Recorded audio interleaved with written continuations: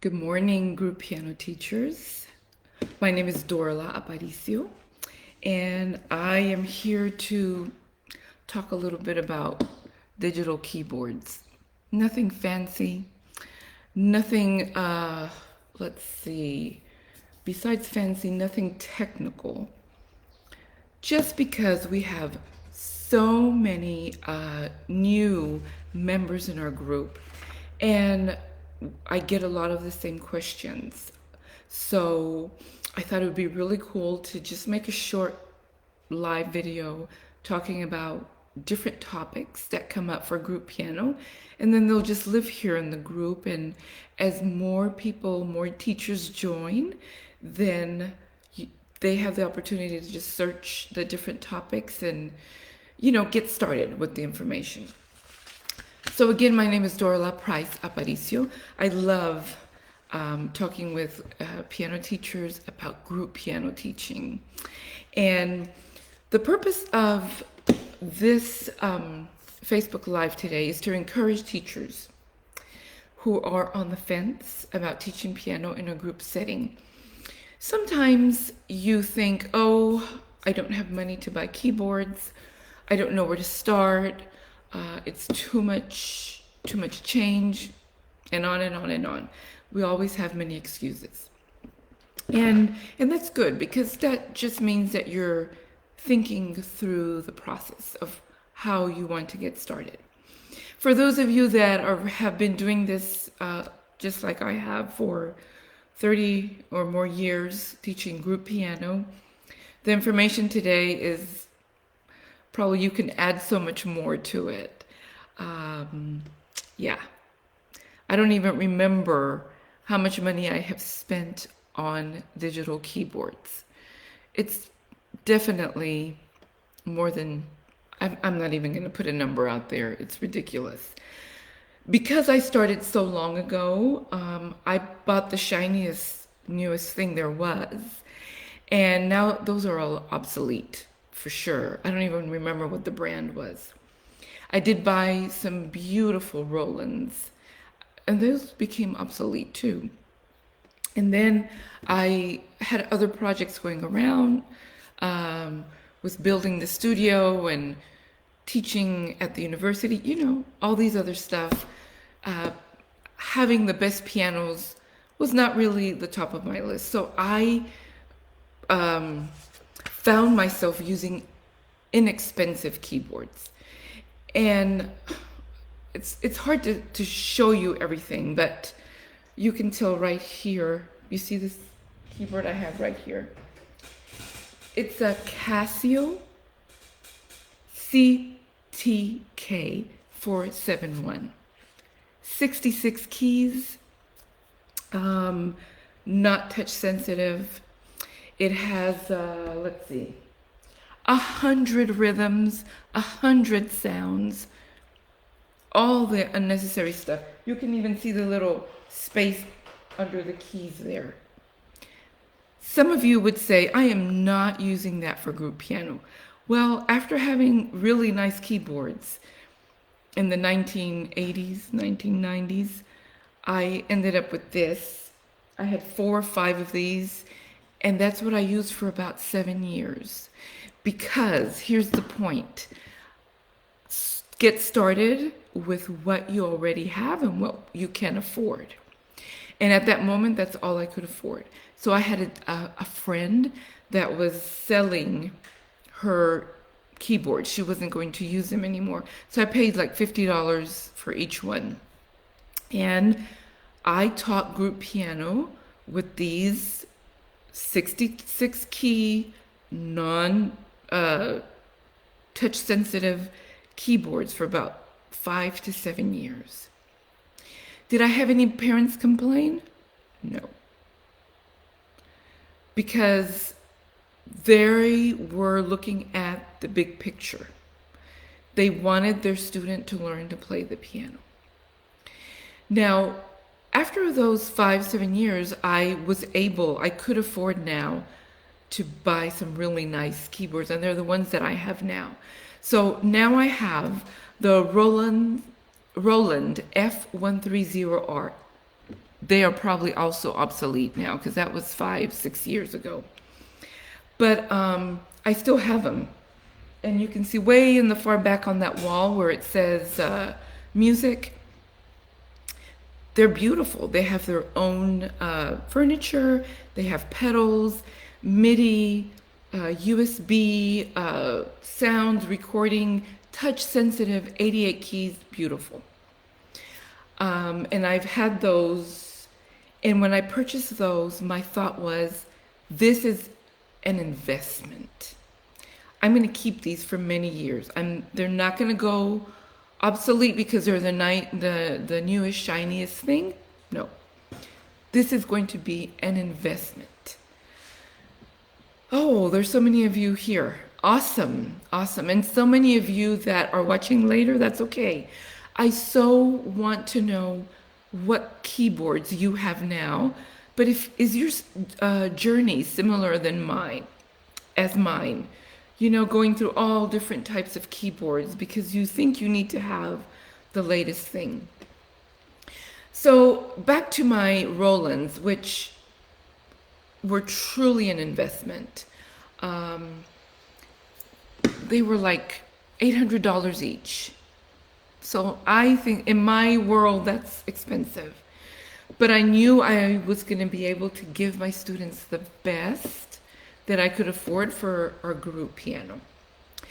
I also have this Clavinova right here, which is a Clavinova CVP 601, also obsolete after all these years. But I still use it. There's a few issues it has. I could get a newer one, but for what I use it, this is my teacher digital piano. I can record, I can make tracks, I can make accompaniment tracks on the go with my kids, just basic stuff. So that's all I need. And then I also have my newest ones that I just bought in January are the Yamaha P125. And those are smaller than the ones that, if you can see way back there, they're smaller than these in the furniture and in the features, and the pedal is not attached, but it has 88 keys, touch sensitive, beautiful sound. So Ellie, hi Ellie, she has 8 Yamaha NP12, a Yamaha 8413 keyboard, and a Yamaha P. Ooh, Ellie, beautiful, beautiful. Hi Bonnie from, ooh, what's HK? Okay, I'm drawing a blank. Hello, Katya. You were here last week. Awesome. And Katya, do you teach group piano? I know Ellie does. And Bonnie, do you teach group piano? I'm wondering. So anyway, think of your keyboards as an investment. I think Ellie, that's what you have 8. It sounds like these are just amazing digital pianos that you have, and that's an investment. But those of you that are just getting started, don't worry about that. It's okay to start with this, the 66 key, not touch sensitive. And that I'm going to have to clarify that is if you're starting with beginners in a group. Okay. Now, if you have class piano at a university or you're doing more advanced, then I have a totally different opinion about that. Okay. Sandra, hello. I teach group piano, but 5 is my limit. Girl, I understand. 6 is my limit live, and that was pre-COVID. Now that we're online, I'm very happy with 3 or 4. 4 is my limit online. So, yeah. So anyway, back to the keyboards. It's okay to start with these, and there will be other group piano teachers that will say absolutely not. But my goal is to teach everyone who wants to learn. There does come a certain point where I'm going to want them to go to the grand piano right here. And that's totally different. We can do that. But if you're just, I have many of my students are beginners and they just want to learn to play the piano. So if this is all you can afford to do your group piano, then that is okay.